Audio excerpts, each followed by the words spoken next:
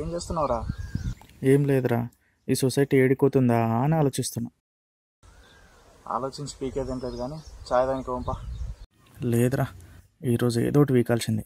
అది సరే కానీ రాత్రి ఏడిపోయినవురా నువ్వు? నీ దగ్గరికే వచ్చినా కదరా. అంతకు ముందు ఏడిపోయినవురా?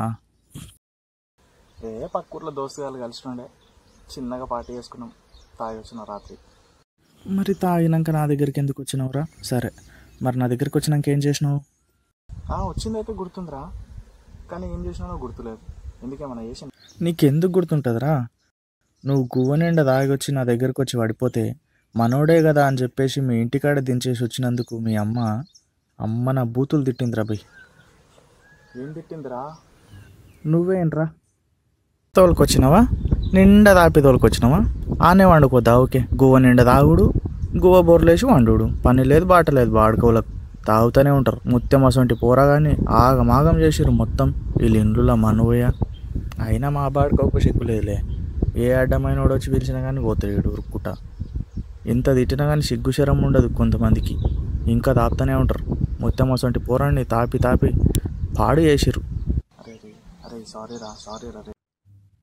ఏడబెట్టుకోవాలరా నీ సారీ? నువ్వు ఎవరితోటి పోయినావు, ఏడ తాగినావు, ఏడ కింద పడ్డావు? నువ్వు తాగినావు, నా దగ్గరికి ఎందుకు వచ్చినవురా? నాకెందుకురా ఈ మింగులు? మళ్ళీ ఆమె తిడుతుంటే కనీసం వీడు ఆపలేడు మమ్మీ నాకు, నేను మన దగ్గర లేను అని చెప్పేసి ఒక్క మాట నన్ను అన్నవారా?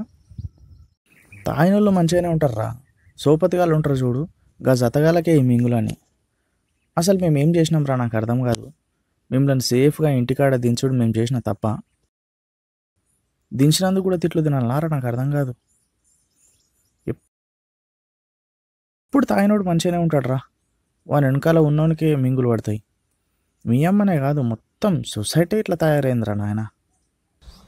అవునరా, నిజంగా కరెక్ట్. అదైతే అవునరా అంట బుల్లిగా. మీ అమ్మ దీంట్తోటి ఒక్క మాట కూడా చెప్పలేవు కానీ ఇప్పుడు అవునరా అంట. మింగై జఫా.